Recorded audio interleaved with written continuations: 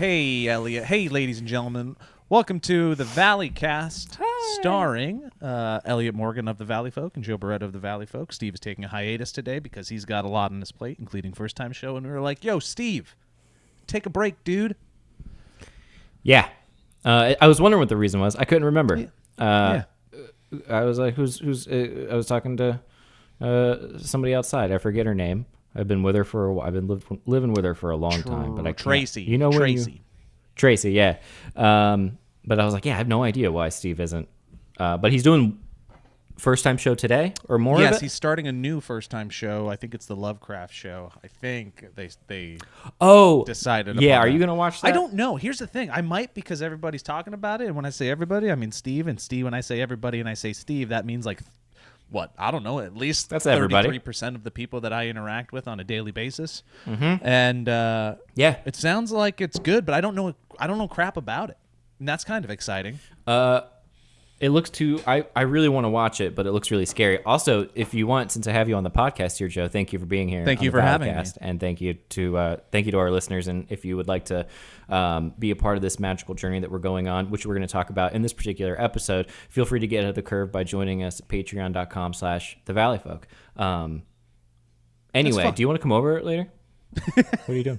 Yeah, that sounds good. Actually, Sarah and Claudio. Damn. Sarah and Claudio are coming over. I really want to, so. And I always have an excuse, but my excuse this time is the kids start school tomorrow, and my life is about. That's what I figured. It's about to turn upside down. So I got to make sure all the technical aspects of doing online school with two kids at once who both need a computer to do it and need isolation to be able to concentrate. I got to make sure that happens. And the other unfortunate part of it all is that Hayden is going to be very good at being self-sufficient and being able to do it herself. Uh-huh. But, Jackson's he's an incapable first grader. So I'm gonna. Okay, so they both have computers and they both look at the teacher on the video chat? Our school, and it's different for every school, but our school specifically is requiring that you are there for live instruction. That's how they're doing if you're absent or not. And it's kind of a nightmare. At first I was like, well, yeah, that makes sense. But then it doesn't, because most of these families got to work and parents have to work. And what you have to be able. Yeah. How would you call in absent? How do you, can you miss school? Yes, you can miss school. You have to just notify the office like you normally would, because they're taking attendance. You have to be there in person online. And it doesn't make a lot of sense. I get why they're doing it, but they should also be offering video instruction that you could watch at any time. And but again, I'm just giving nothing but the benefit of the doubt and props to the school and any educator, any teacher going through all of this, because it's been a nightmare for everybody, but especially for them lately. One of the teachers dropped off some supplies earlier in the summer because Hayden's doing yearbook this year, which is what a fun year to do yearbook. That's hilarious. Is she in the photography department? I hope she's in the photography department. She wants to do photos, and I think that's hilarious. Great. But just everyone at home. Yeah, teacher dropped stuff off, and we just had casual conversation for a moment, and she was like, she revealed that all the teachers were scared for their frickin' lives.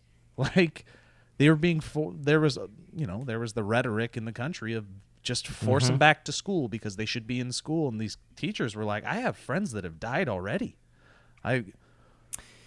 Isn't that yeah, and then you see the whatever the Georgia school is, that with the whole all that drama with the girl who took the photo and everything, and then they clear everybody out and they do a deep cleaning, but then apparently that's not the point, that doesn't help anything. But then out here people are not at all opening it, so they were all freaked out and were worried that the governor wasn't gonna keep them from going back. The teachers specifically, or that they would have to. Well, yeah, because it was all up in the air for I think teachers across the country, and it's different for every district and every school. But to not these teachers know that they shouldn't be in closed quarters with a bunch of children possibly spreading a deadly disease, and you're scared for your students, you're scared for your student's family, and then outside of all that, we know how teachers are. It's they put themselves pretty far down on the list. It's oh yeah, I'm scared for me and my family as well. Do you think it makes it easier for them, though, a little bit to do it from home? Like, if that kid runs and puts his finger in a socket, like, that's not that teacher's. There's only so much they can do. That's on mom. I think it's, yes, I think for some teachers it will be, like, some of them are probably looking forward to it, but Like that biology teacher that we all had in high school that didn't really give a crap because he was mostly the coach. Yeah. He's probably mostly loving this. the coach. That's a great name for a television show. He's mostly the coach. Welcome. Have you heard of the there's a new Bill Lawrence show out on Apple TV that I'm going to watch, but that's beside the point. And it's about a coach played by Jason Sudeikis. Yes, it was based off of a freaking advertisement. He played that character. Oh, really? I forget what it was for, some insurance company or something like that. Oh, yeah. I saw a review. I saw the headline of a review that I did not read that said something along the lines of, "This news Jason Sudeikis show should not be as good as it is." Yeah, we saw the same thing. Yeah, and that's the extent of depth. That was the whole. That's all I needed. We're just seeing all the same stuff separately in our houses, watching the same commercials, we live and seeing the same Reddit guys. posts. It's cat's out of the bag. Elliott and I live together, and we've been living together for a long time. That's the name. It's Joe. Oh my gosh! Finally got it. It's not Stacy. That was close. So what are you gonna do? Are you gonna stay at home all the time and teach your kids? How does this affect my life, Joe? Well, it might affect your life in as we are getting going. When we go back to the office, which is something we'll talk about here in a little bit, kind of the state of the valley is what Elliott and I wanted to do a little bit. I just might have to do later in the day stuff because Hayden goes till 12 and then Jackson goes till 1 and then they have like Fridays off. It's weird. We're all figuring it out, but it would just be a later in the day thing. Yeah, that's easy. I thought maybe I was going to get like a subject to teach him. We could do that. Maybe we'd have to divvy it up. There could be some tutoring involved, and we could take a little bit of your animal knowledge and maybe present that to Hayden, who's going to be in 8th grade science, which isn't far away from maybe taking a zoology course or something like that. Great, I'll do it. Whatever it is. Yeah. Oh, excuse me. Or history. Give me one that's... Give me the math. Give me math. That weird core curriculum. You want to do some Common Core? You want to figure that out? Common Core, that's what you it want is. to do the thing where you look at it for 10 seconds and you go, what the hell's going on? This is multiplication. And I can't understand it. And then like you got to teach yourself their way of doing it. And then also show yourself your old way of doing it. It's actually kind of fascinating when you have the time and the patience. Yeah, I mean, it seemed cool. Speaking of fascinating, dude, that article, I don't think Grace has read it yet, but that Vanity Fair article that you sent me about Stephen Miller and his wife, who is from UF Go Gators, that was like, I was glued to my phone last night, and like, we were watching Unwell. Have you seen Unwell? Any of the Unwell is amazing. The first episode's really good. It's on essential oils, and it's basically like these like snake oil, like, you know, it would be like bee sting therapy, and tantric sex is another one, and love tantric sex. A bunch of others. Great. They're really good, and I was really into it. But then I was just like reading this article, and I was like, this is the most insane, dramatic movie, like melodrama thing. But man, like the descriptive writing of the author of that piece immediately, you know, showcase to you what side of the debate of this human being that they were on. Oh, so smart. It was very funny. I was like, the subtlety. Yeah, this is like not a middle of the road article, but holy crap, that person is at the head of the line right now, and it is scary. It's very scary. The writer, though, my favorite line that they said was, meanwhile, Stephen Miller's soulmate was coming of age. It's just a subtle way of being like, meanwhile, the person that he married was a child up until this point. It's very good. That was not. The author was not a fan, as some might say. Man, frightening stuff, though. Everybody, I'm gonna follow. Very. What are we talking about, Joe? We're talking about the company. Let's talk about the company. Let's talk about life. Let's do all of it. Let's do it all, baby. Okay. God, what? February. February is when we stopped. Mid February. So. March, April, May, June, July, August. We haven't worked in the same space for almost half a year. Yes, correct. That's insane. That's mind-boggling. But I give us mighty internet props because we found a way to still make stuff work. So props to you and Kevin and Yeah. Kate and Steve. Like, we've produced a lot of stuff. We've kept it going. It's the behind the scenes existential dread, I think, that has been nagging at our ankles. That's the tough part. I think we've all found varying degrees depending on the day and who it is. Everybody. Do you feel like you're out of it, or do you feel like you're just still going up Still and down? up and down. I think I've been on an out of it run for a little bit, which is why I've been kind of productive on some of the stuff that I've been trying to get done. You as well. And we've all been like I've hit behind the scenes without telling anybody's stories. We've all just been going through the ringer. Like, everybody just seems to be, if it's not me one week, it's you or Steve or Kevin or Kate. Like, we've all just had our plates full, and we've been picking each other up and picking up whatever. I don't even like to use the word slack because it's derogatory in this instance, but we've just been picking each other Kevin, up, I think Kevin called it rolling with the punches, that phrase, whatever that is. Yeah. A lot of that. A lot of just like taking it on the chin and being like, okay, you got that. All right. Okay. Hence, we have a lot of, these types of situations. I feel like I'm getting out of it now, but I also feel like maybe I'm just, who knows? There's always some little valley right around the corner, but it feels, no pun intended. Remind me when better. we're done talking about the company and the stuff, because I want to talk about the positive things that we've been working on. I'll tell you about the freaking punch that I just took this weekend, which was really? Again, got to the apex of the roller coaster. coaster. So we'll end on a fun note. Well, it goes low, but then it hopefully gets itself up again. Anyways, so he looks away. It starts. We've crying. been. She vacuuming? She's vacuuming. That's a very rare. I can very hear that. Yeah. Like, I've never in my life. That's so funny. We're normally so considerate of each other's like recording that I'll like leave the house. Hey babe, you using a weed eater, babe? Hey baby. Hey baby. Hey Grace. She knows. What you doing? She knows. She's weed eating. That was just real loud. I love you. It's okay.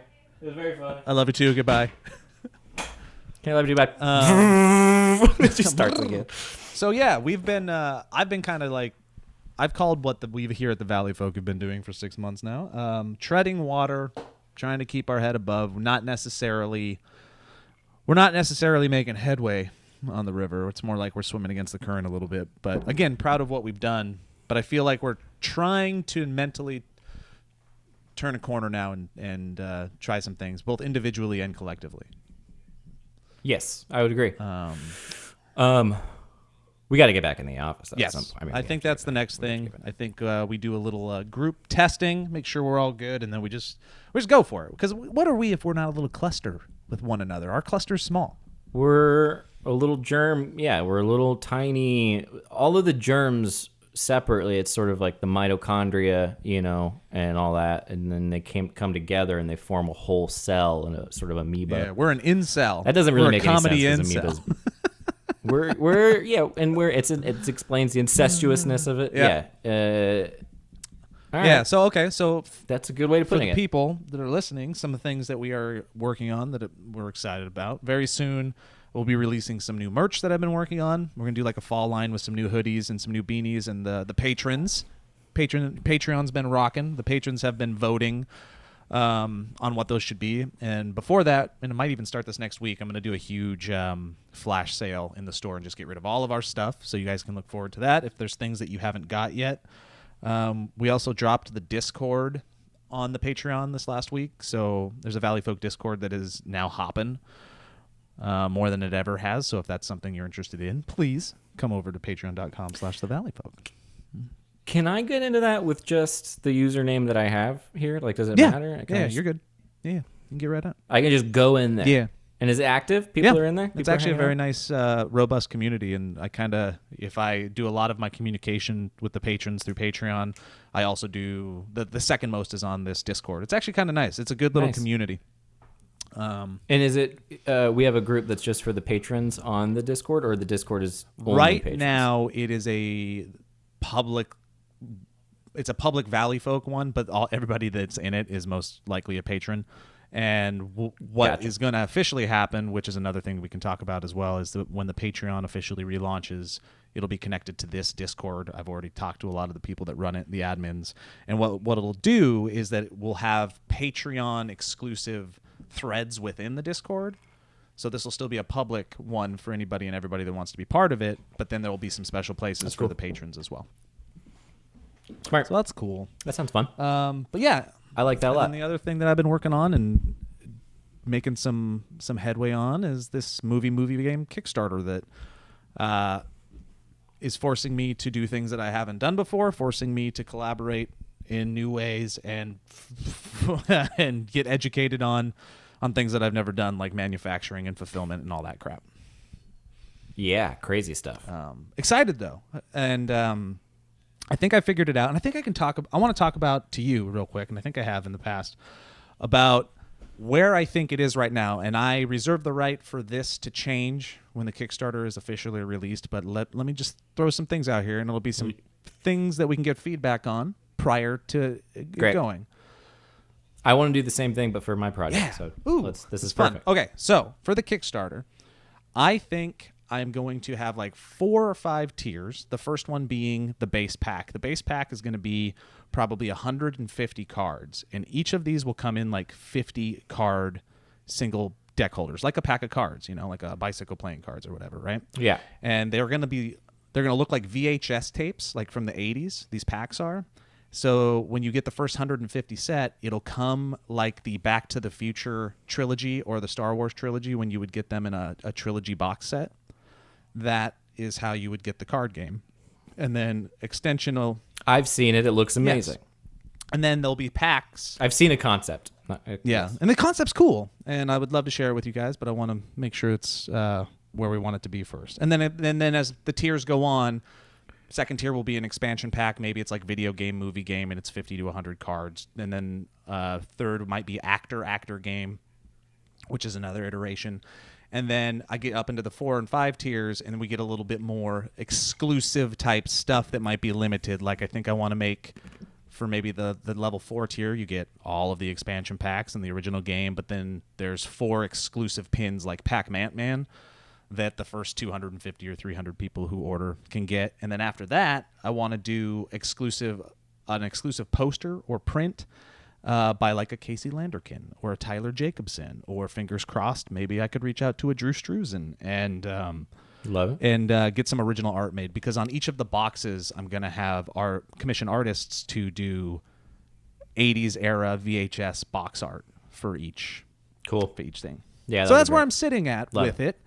And it's the next steps are uncertain and scary again, because I've never done them, and I'm fighting through my fear of failure, because I could launch this thing and it could fucking tank, and I got to be okay with that.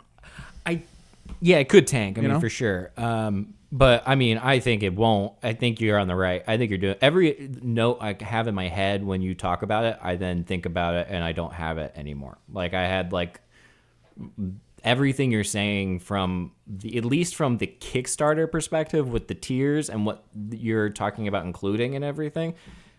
If ever anything like that could be very successful, it seems like this would be that. Well, and the reason I'm going like with the exclusive extra shit like the pins and the posters is because, look, I know that the gamification of this concept is hard. It's not like a Cards Against Humanity where you're going to take all these card combinations. Yeah. This is going to be a straight up trivia. There's trivia on the card. The replay value is going to come from you sharing it with more and more people as you play it.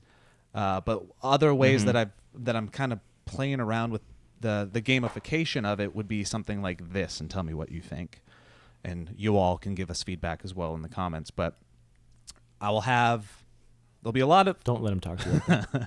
There'll be a lot of information on the card, like there's the prompt, and it'll be the first part of the prompt will be one color. The second part of the prompt will be a second color, indicating where you're talking about a different movie.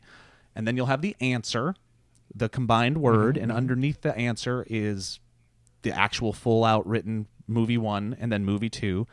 Now, here's where I'm thinking I can gamify it a little bit more for those people that want it more than just the trivia of movie game in general. It would be thus. gamification number 1. I put the years that the movies came out in parentheses after each movie's name.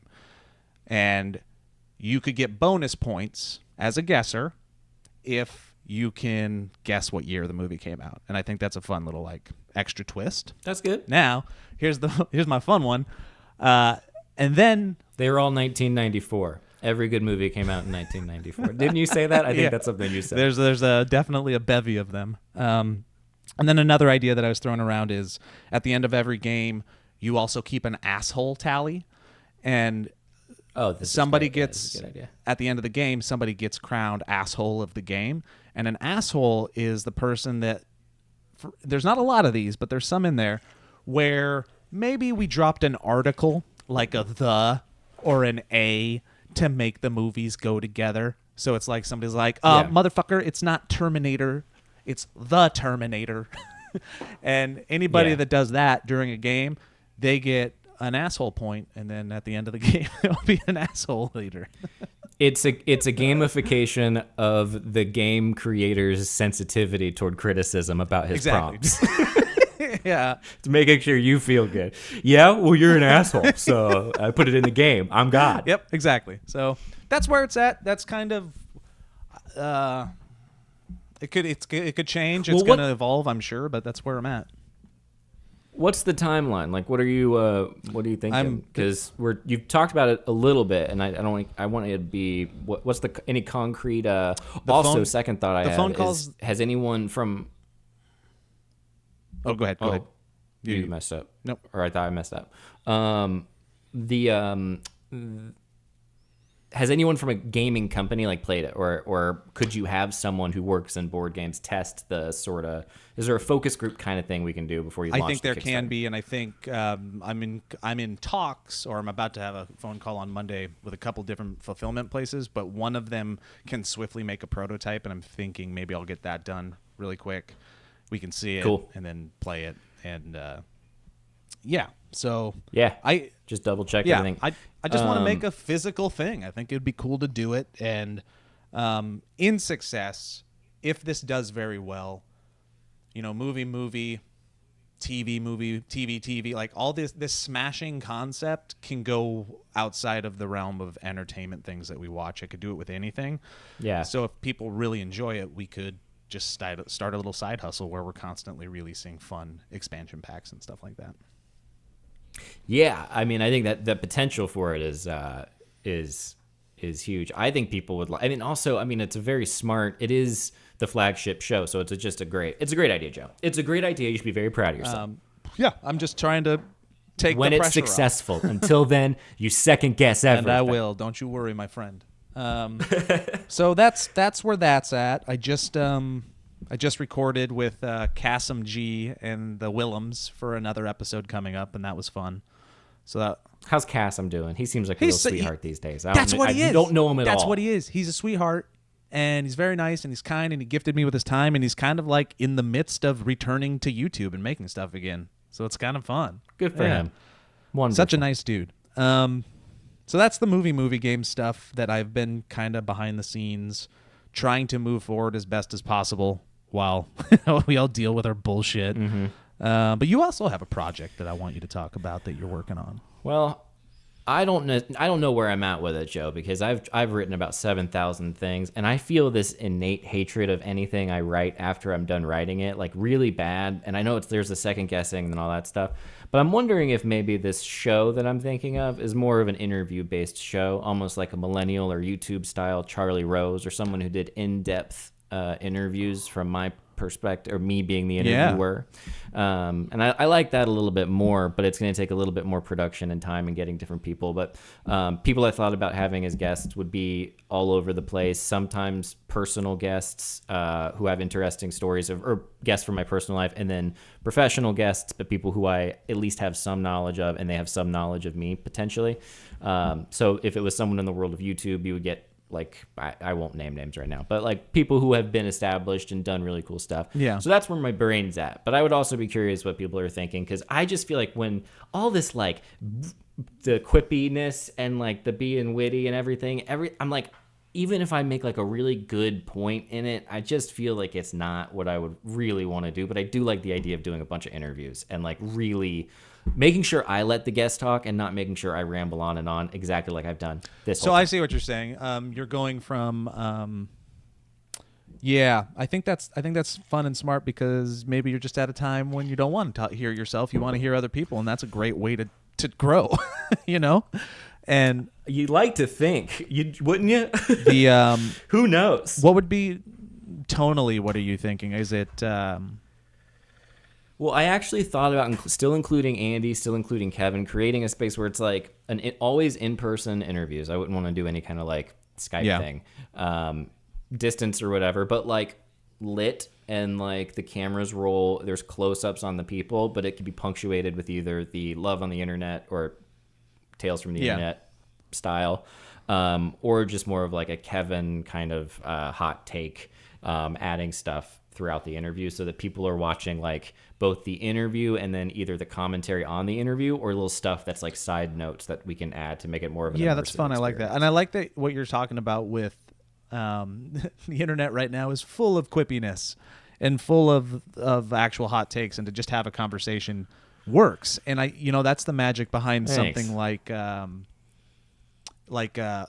Ones. Hot Ones has their very much like it has it grabs you with these people are eating hot stuff, but like it's some of the best just conversation on the net, and it's well I was gonna say rehearsed, but that's wrong. It's well they do their homework. They know who they're talking to. They know the past. That's what I'm thinking. Yeah, you're freezing a little bit, but they're researched. Actually, let me double check. Yeah, exactly. And that's what I was thinking. Something where it's like the people feel like the ideal situation, the dream situation would be a type of interview show where people felt like they could trust, the people on the show could trust me to actually write questions that they want to be asked, or conversely questions that they don't want to be asked that could be asked in a way that they don't feel threatened by or like freaked out by. Like I don't want to do like gotcha type stuff, but it also just goes back to all the little nerdy shit that I'm reading where it's like I don't want to sit around and do this, be in my own head, but maybe it could be a mix of both. I don't know, but I appreciate you saying that because it felt like, was it The Office? I don't know, Friday or Thursday, but I was like, there's something about this whole thing that isn't not meshing well. It just felt like more, as much as I would not be pretending to be John Oliver, it felt like everything I was writing was just pretending to be John Oliver. Oh man, what was the point I was going to make about being everybody feeling like they're having to have a hot take right now is exhausting. Like actually have to say something. And one of the things that we've been battling is how do we be funny? How do we want to be funny with everything going on? And it's it's harder than people think, but it's also the type of thing where I don't want to complain about it because like, oh, look at these guys trying to like be funny and they're complaining about being funny. What a bunch of assholes. It's harder than you think, and it's exhausting, and it also makes you question why you're doing what you do, even though very strange. Yeah. Like there's a very mentally strange. Because there's a reason for it's also, it, Yeah, and in my brain, it's like it's also highlighted just like that sense of brattiness of like, oh come on, but it's like, yeah, no, this is a great segue to a different conversation. The brattiness, I mean, by the way, of I feel like it highlights like all of this badness has highlighted how good we do have it. And that only adds pressure to be like, well, now if we have it good and we're not freaking out and we're like doing okay, we should theoretically be like killing it and being like the funniest people ever. But that doesn't seem to be happening. But I do think it's good to know, good to note that we are doing okay. And I feel like I don't know that people actually understand that because you sent that message in the text thread that was like, one of the patrons reaching out about how much everything meant to them and how like it's felt quiet. Do you want to talk about that or summarize that? I don't know if that person wants to put their stuff out there. But. Yeah, I mean, to summarize it, it was I sent it to you guys because the words just made me feel cared for, and seen for a lack of better words. Because he or she basically was like, look, appreciate everything that you guys are doing. I also know that it's hard, and 2020 has been crazy. This year for you guys personally has been crazy, and I just want you to know, from a patron, from a fan that's been there since like Barats and Beretta through SourceFed, he's just like, look, I'm glad you do it, but if you don't want to do it anymore, just don't. And guess what? That we're okay with that, and I support you in that. Like, he was just very, kind. Yeah.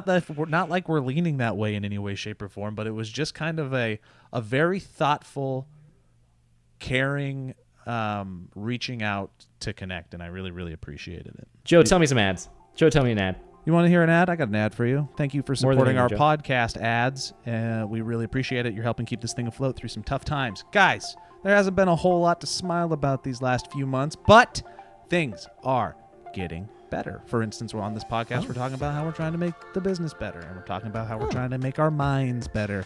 But you know what's connected closely to our minds? Our mouths. Our mouths.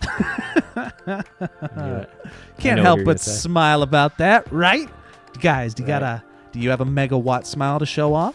If you don't, or if you're insecure about it, I guarantee it's beautiful. But if you want to work on it a little bit more, we got some friends over at Candid that can help.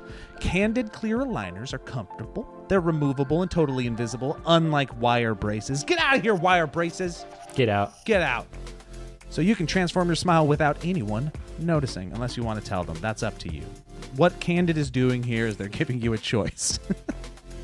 Your treatment is prescribed and monitored remotely by a licensed orthodontist who's an expert in tooth movement, not tooth dance. That's a different thing. This is tooth movement. Candid only works with orthodontists, never general dentists. Get out of here, general dentists. Get out. And some of those other companies that do work with general dentists may never hear from a doctor as you go through treatment, and that's ridiculous. Ridiculous. You know? It's ridiculous. With Candid, your treatment includes remote monitoring by the same orthodontist who created your plan, so you never have to wonder how you're doing. You'll always know. And that, my friends, is a gift. That's knowledge. Knowledge is everything. The average Candid treatment, it's literally... It kind of is. The average Candid treatment is just 6 months. You'll start seeing results way before then, and costs an average 50% less than Invisalign. That's a lot of money. A lot of money. Call to action. Get your mouth spots ready. Are you guys ready to take the first step toward getting your dream smile that you can't wait to show off? Get started today from the comfort of your own home with Candid's risk-free starter kit and $75 off. Go to candidco.com/Valleycast and use code Valleycast. That's candidco.com/Valleycast, code Valleycast for your first risk-free starter kit and $75 off. candidco.com/Valleycast, code Valleycast. Thank you, Candid. Isn't it fun how they make you say it one last time every time for like every read? It's one more that it's just like seems. I love it. I do like the sound of it. Slightly unnatural enough that it sticks in your brain, so I think there's a science behind it. Now, if I don't hear it, I'm like, I need it one more time. I want to hear it one more time. You know what's funny, Joe, about hearing things? Whether you're working from home or working on your fitness, you want what you're listening to be what you're listening to, not what your roommate or neighbor or significant other or children or dog are listening to. Everyone needs a great pair of wireless earbuds. You know this, and if you don't know it, now you do. But before you drop hundreds of dollars on a pair, we're not even going to name names, check out wireless earbuds from Raycon, why don't you? You already know Raycon earbuds start at about half the price of any other premium wireless earbuds on the market, again, not naming names, and that they sound just as amazing as other top audio brands you know. Their newest model, the Everyday E25 earbuds, I haven't tried this one, are their best ones yet with 6 hours of playtime. You can get through a lot of Weezer's Blue Album in that amount of time. Seamless Bluetooth pairing, more bass and more compact design that gives you nice noise isolating fit. I got a funny story for you at the end of this, Jeff. Wait, hold up. Did you like the new Weezer song? Do you like it? Do you like that Bill and Ted's Weezer song? Yeah, I absolutely hated it. It was pretty basic. It was basic Weezer. So bad. Hated it. Raycon's wireless earbuds are so comfortable, you'll never have to listen to that new Weezer song ever again, and you'll be comfortable doing it. What makes Raycon wireless earbuds a game changer for you? They're just pleasant, and I love the shape of them, and they're very convenient to travel around with. If you want a personal thoughts on it. Unlike some of your other wireless options, Raycon earbuds are both stylish and discreet, like a cool tampon with no dangling wires or stems to distract anyone during video calls. Dang. A cool tampon. The company was co-founded by Ray J and celebrities like Snoop Dogg. I'm not going to say that again. Ray J and Snoop Dogg, because they're obsessed with Raycon. They're obsessed with them. If you know anything about Snoop Dogg, you know he's obsessed with Raycons. I heard that every single Snoop song was just a metaphor for Raycons. Yeah, it's sipping on gin and Raycon. Now's the time to get the latest and greatest from Raycon, guys. So get 15% off your order at buyraycon.com/Valleycast. That's buyraycon.com/Valleycast for 15% off Raycon wireless earbuds. Buyraycon.com/Valleycast. Treat yourself. You're trying to get all that out before your sneeze. And I felt it clawing up my throat like a spawn of Satan. Get 15% off your order at buyraycon.com/Valleycast. It helps the show and it helps your earbuds. Thanks, everybody. Back to us talking to each other like a couple of buds. It's a lot like this, but not. Joe wanted to have the last word. See how he had to have it? Yeah, I got it. Goodbye. Next thing, go. Yeah.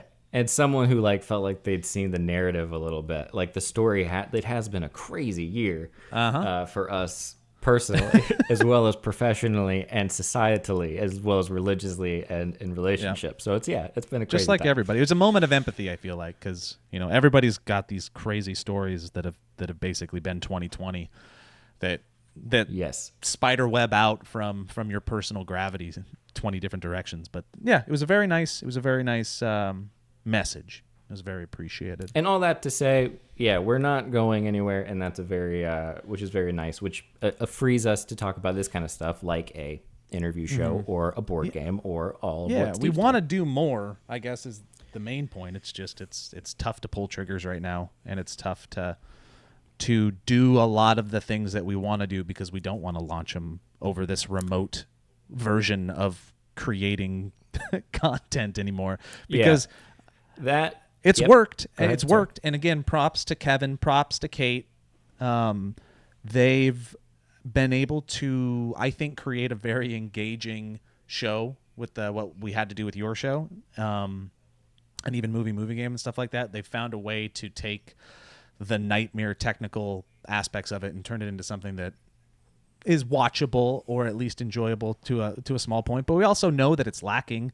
The problem with doing this is, there's this weird etiquette of over Zoom or Discord call delay. So thoughts get jumbled. Comedic timing is out the frickin' door. Actually working off one another is it's hampered and handicapped. So we know the overall voice that we're putting out there is a little bit of a broken version of what it could be. I mean, I think it's even worse than that, if I'm being totally honest. I think and I don't know if you have necessarily, because you've created an immense amount of content over the months and from quarantine, whether it's on TikTok or YouTube or whatever. But I feel like the reality is at some point we lost our voice a little bit. And I think the moment we were finding it again, the world got turned upside down. Yeah. And it ruined all the momentum. And then we were just finding where our stride was. And I think it's I know I personally feel like I've lost I don't know what my voice is comedically, nor am I even thinking about that. I'm not sitting here going well, what's my brand? I could give a shit about any of that stuff, but it's that's, you still kind of need to know, I guess. I think it's what we're doing. We should maybe figure it out. I got to say something. But I think once we get in and find our voice again, it'll be, I think all that creativity will start paying off a lot better, rather than just this sense of I don't know, blue balls. Yeah, there's a lot of creative blue balls. There's been a lot of ideas in the chamber that we just couldn't fire off. We'll talk to each other and be like, "This is a great idea," and it's well, we can't really do that version of that great idea now, but we want to do it. So again, hopefully, we'll be able to pull the trigger on some of that stuff. In the meantime, again, we're kind of presenting you with some of the things that we're thinking about, and one of the others, which we've said in the past, but just to be honest about it, it's yes, we want to relaunch the Patreon with some new tiers and ideas, but it's being quite honest, relaunching during all of this, I just don't think would have been a smart idea. I think for anybody, like, hey, you're all suffering. Give us. No, I think I think end of the year, winter. Yeah. Or beginning of December.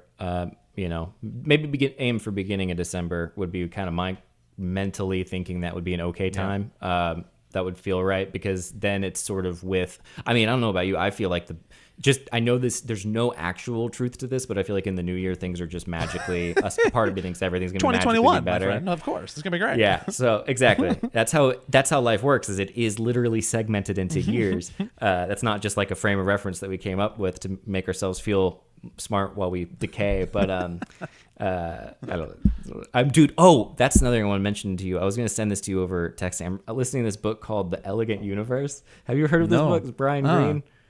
I'm going to message it to you, man. It's wonderful, and it's explaining string theory as well as superstrings, hidden dimensions, and the quest for the ultimate theory. Wow, it's a little tough to listen. You're so smart, Elliott. I know. No. That's not. I'm not trying to do, because it's for dumb people. This is for dumb people. You're like, and I don't understand. You're like, I'm also going through the entire history of the Family Circus Sunday comic, so I'm doing both of them. Yeah, so I will, and some Calvin and Hobbes. I'm going to send you an audiobook of Calvin and Hobbes. But I did kind of understand the theory of relativity for a second. How did that feel? That must have felt great. It lasted for, I tell you, it was in me for the speed of light, the time, the 600 miles an hour. Do you understand You're how like, it works, I cried for the 7 days. Are you talking about Yeah. You're talking about when you're moving at the speed of light, how time warps and you're moving and everything else is aging around you? I've had very small moments of understanding it, just like what you're talking about. Yeah. Just a little But it's fun when you get there. If I try to explain it, I could never actually explain it, but there's a little moment where I'm like, okay. So that's why time is different than what I thought, and it depends on where you are. Weird. Okay. Yeah. It's very cool. Very fun. I like the thought of like thinking that somewhere way out in the universe, the images, the light that's bouncing off us, like our now that is being just broadcast as light bouncing from Earth, and that image, that moment of time just flying through the universe, hurtling. Like maybe there's some kind of being or something that can watches us in that way, like, oh, there's that piece of life that happened in this moment in this timeline, and I get to watch it. Which is weird. Are you talking about them looking at us that way? Yeah. Or like when we see the light of a star, that star could already be dead and died billions of years ago. Yeah, we're just like experiencing, we're getting hit with the light rays now, you know? Yeah, that's a real fun one to really just sit and get high and really scare yourself. This has been Dumb Guys trying to talk about scared. smart stuff. Thank you for listening. Yeah.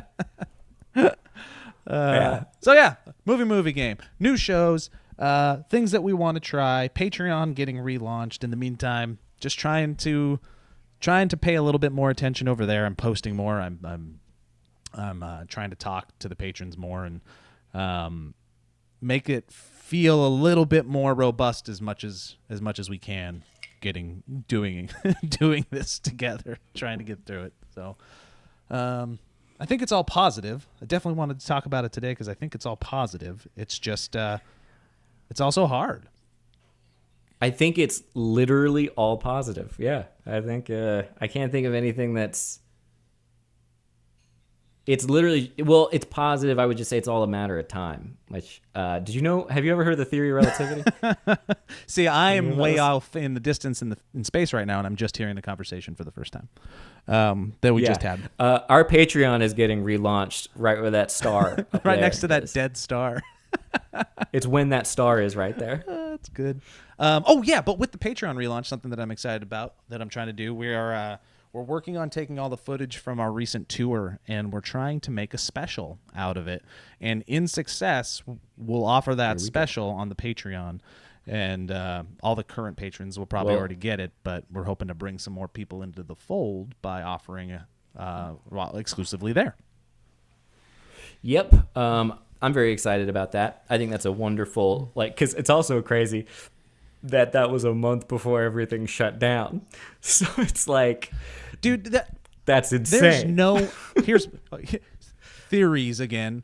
there's no way is what goes through my mind that we didn't get it in some way, shape, or form because we were traveling to Denver, Spokane, Washington, Tacoma, and Salt Lake City. What was another one? Oh, San Francisco. And we were hugging people and high-fiving people, and we were on a lot of planes, and it was right before we figured it out as a society, which means it was kind of already there for a long time. We all had it. We had to have had it, We all right? had to have it. I think we had it. Had to have. I do think we had. I think at least Steve had it. Steve came down sick like in an hour, and it knocked him on his booty. For two or 3 days straight, Steve was as sick as I had ever seen him. He was eyes closed, knocked out 5 minutes before performing in Tacoma. Before the show, he was just dead on the couch, and then he rallied and got up. Yep. And even then, before knowing about any virus, Steve intuitively was like, I'm not going to do the meet and greet. I'm not going to hug people and make people sick. And that was a very good move, regardless of what it was. He did it in Spokane, and he did it in Tacoma. He just like, I can't. And what a good guy that guy is. Yep. He spit in our mouths. Constantly. But, he plays this game where he asks for an extra key from the front desk mouth. at the hotels, and he sneaks in and he spits in our mouths while we're sleeping. Spits in our mouths.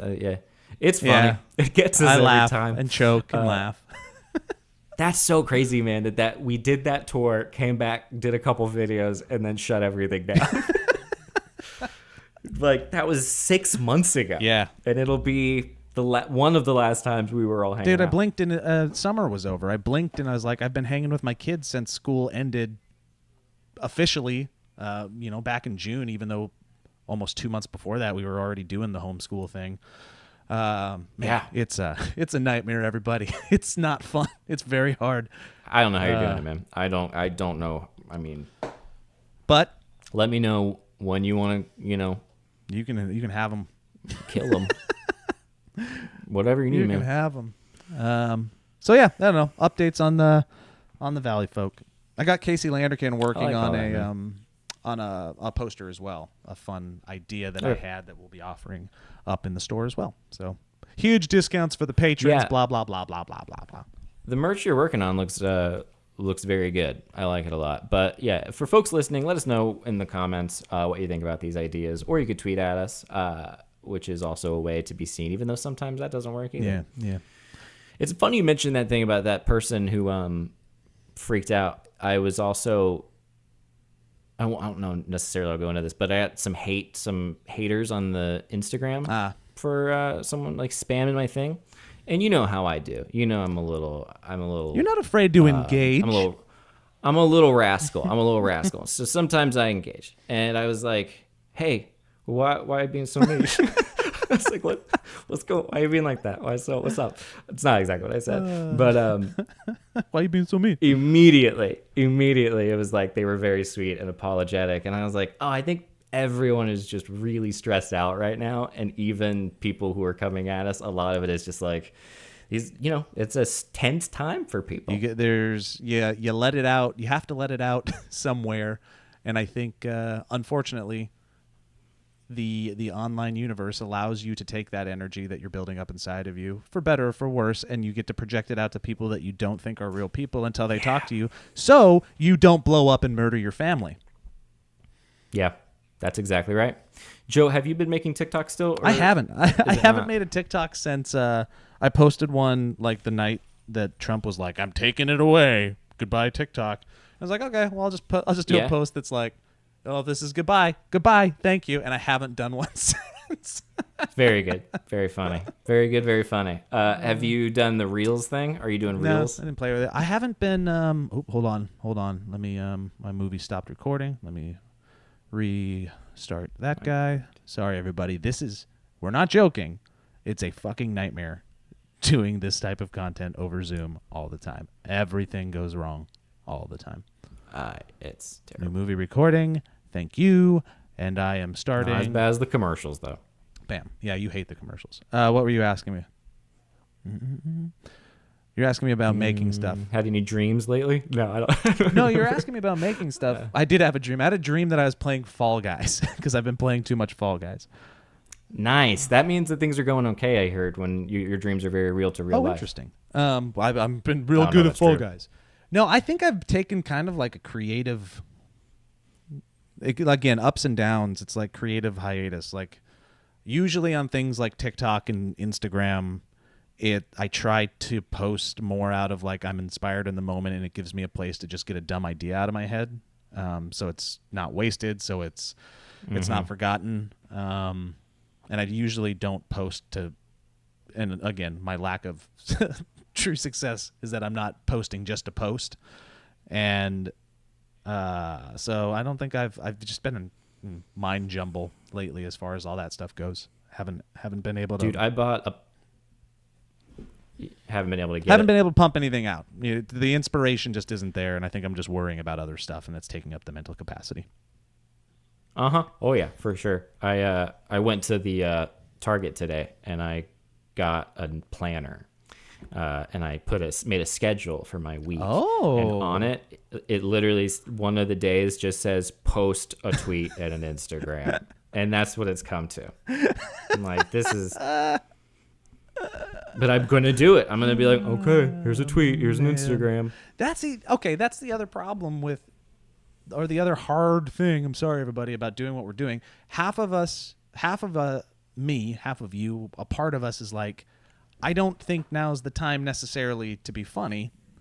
And then the other half of you is like... But I'm so damn hilarious, I can't help it. But then the other half of you is like, maybe you're supposed to say something, because we have YouTube and Instagram and social media people poison in our brains. And it's like, well, if I'm going to say something, it should mean something. So I'm stuck in this like, well, I'm not like articulate enough or educated enough, or the person that needs to be saying things enough to be the person to say things. It's so much overthinking. Yeah. It's like, we just got out of the habit of doing it. We got to do it. We got to stop. Because you see these people, and they tweet nonstop. And I'm like, why? How are you so sure? Like, why do you even care? Like, why do you even want to? I don't even have thoughts that I want to think myself, let alone share them. Yes, that's what I'm talking about. But they do it. I think they get to a point where it was like when we did SourceFed and we made so many videos that by the time one does well or sucks, you're on to the next one. Yeah. And then we're over here like, we have to be perfect. No one cares. Literally no one cares. That's the other thing about me doing this writing where I do it. I'm like, I don't care. I don't care. If I don't care, they don't care. No one cares. But then you end up silent. Yeah, that's crazy. Let's pray. All right. Our Heavenly Father, or your Heavenly Father, or your Heavenly Mother, or our Heavenly Mother. Or Heavenly Father. We should do a sketch really soon about coming back, and I got an idea for it, and I'll tell you offline. I love that. Let's do that. Yeah. I was trying to think of some other I'll find out. sketches that were, so distance-based, but I feel like they probably have all been done. So I stopped. And I feel like ours was pretty good, so I'm pretty happy with that. But that was so long ago. It feels like it was yesterday, but I'm pretty sure we posted that in like March. No, I was a different person then. Yeah, that was a different version of me. Yeah.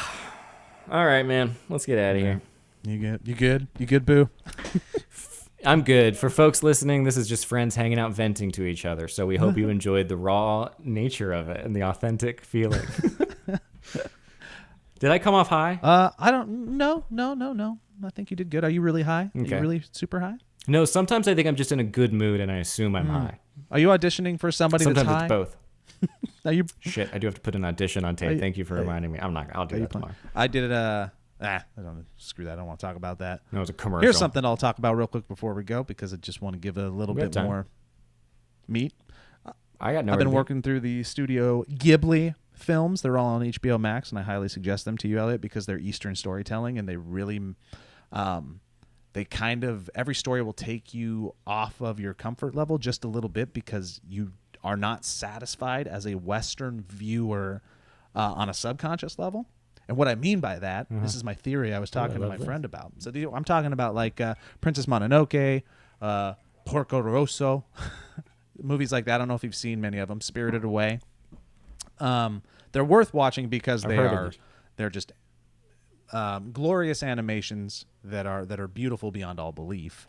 But then the storytelling aspect that I'm talking about, which I find interesting, is that you walk away from each one of these movies going, I really enjoyed that, but I feel a little off about the story itself, what was wrong. And then I figured it out, is that in this Eastern storytelling, for some reason, the bad guy doesn't necessarily ever get comeuppance. We, as Western story ingesters, I think we've been brought up thinking the bad guy always loses, and he loses hard. Like, the bad guy dies. Mm-hmm. There's a glorious, just like, loss of everything for the antagonist in the story. Always, almost always. And in a lot of these Ghibli films, the bad guy or bad guys, there's usually a number of them with ill will or ill intent, they are fine in the end. Like, they may quote unquote lose the point of the story up to that moment, but they walk away sometimes with redemption, sometimes with maybe learning something in the moment. Yeah. And I think it's antithetical to the stories that we're used to. Is that like a yin yang type of thing, or like the evil is, not necessarily, it's not to be cast out, just to be assimilated? Perhaps, like, it's maybe the intent, or like transformed. Yeah, the intent. You shouldn't confuse the intent with the person or the heart. I don't know, but I found it. That's cool. I'll watch it. Yeah, watch Princess Mononoke. I think that one is a very big example of what I'm talking about. I'd like to know what you think, because very. Oh, sorry. Go ahead. No, after you. It was because even the ending in that, a lot of these films as well, there is a man encroaching on nature and abusing it storyline, like, and the repercussions of that. And that's definitely a big part of Princess Mononoke. But even in the end, that being such a big part, it still goes forward a little bit in the end. Anyways, watch it and then let's talk about it. It's fun. Yeah, that sounds like a bunch of stuff we'll talk about. Yeah, that sounds very good. I also watched that other thing you recommended, which Taskmaster? was Taskmaster. What do you think? Yeah, what do you think? It was weird, but it was good. I enjoyed it. Watch 2 more. You'll be hooked. Yeah, it took a second to realize like what was really happening, but it's a nice late at night show. It gets. I don't want to say it gets better, because I think like they're all kind of the same, but like you start to appreciate it the more you go. A season is everybody that's on that stage. So it's not just like an episode with those 4 comedians or 5 comedians in the Taskmaster. It's a whole season. So they come back for another episode and their points get tallied through like 10 episodes and they keep going back. It's great. Sorry, you froze there a little bit. They keep coming back each episode, or they pop up like episodes later and there's different groups? No, for a season, it's the same 5 comedians for the whole season. So this Taskmaster is... Oh, and they change the whole time, or change every season? They change every season. So there's... Okay. Yeah. So it's like 10 episodes of these guys just getting these random tasks. See, it's great. This is, again, because in the recording, you're going to sound fine. And I'm going to be like, what? To probably a perfect, like, very simple way that you described it. And I'm going to sound like I had no idea what it was. Okay, I don't know if cool. I described it. I'll check more of it out. Anyways, that's life. It's crazy. We want to do more. Blah, blah, blah. Any other final thoughts, Elliott Morgan?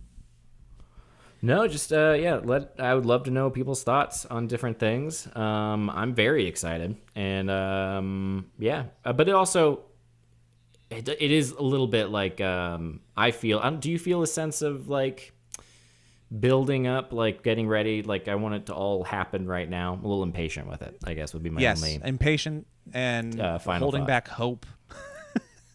like wanting to get excited, but then not wanting to get torn down, because that seems to also be the thing that happens constantly. Like getting high and then a thing happens. Oh, we'll talk about it next time. The thing that brought me.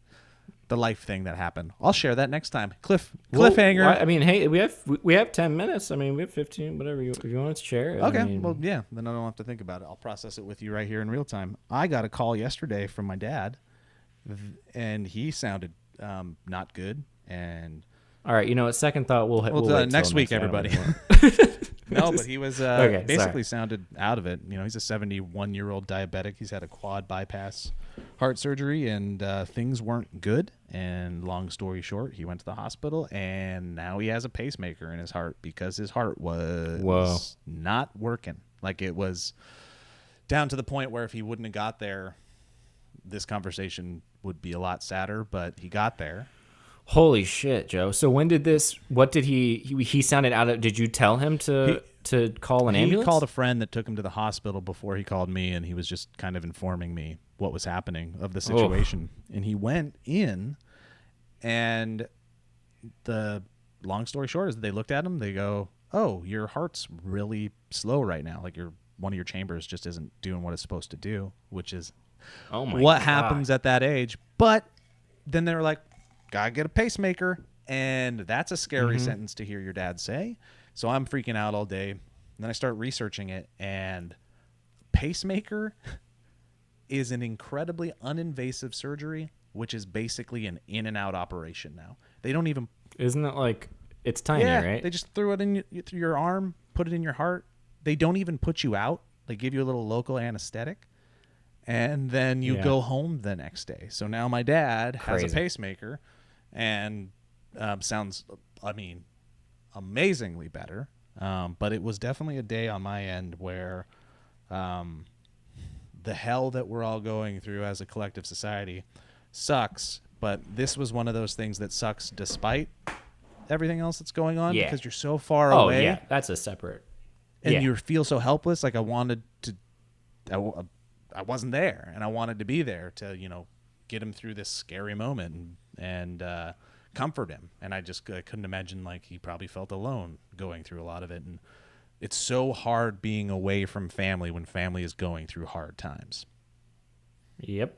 It is very much, I'm fortunate enough to have been able to see my family. I was in LA, though, when 5 years ago, I think it was 5 or 6 years ago, my dad had his heart attack, and he got a pacemaker put in. He's got the kind that sends, like, data to the hospital at night. And it's so crazy. That's what my dad has. See, and that's the point of the conversation I wanted to make. One, I love my dad endlessly, and I'm glad he's okay and he's doing better. And it was...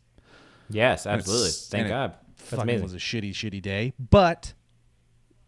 if you'd have saved the worst story till right now, I would have been very upset if that story didn't have a good day, Elliott. Goodbye. Yeah. But that's the thing, is that the surgery is so simple now and normal. Like you just said, I didn't know your dad had a pacemaker, but your dad has a pacemaker.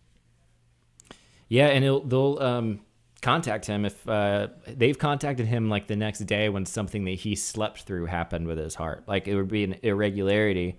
It would do its thing.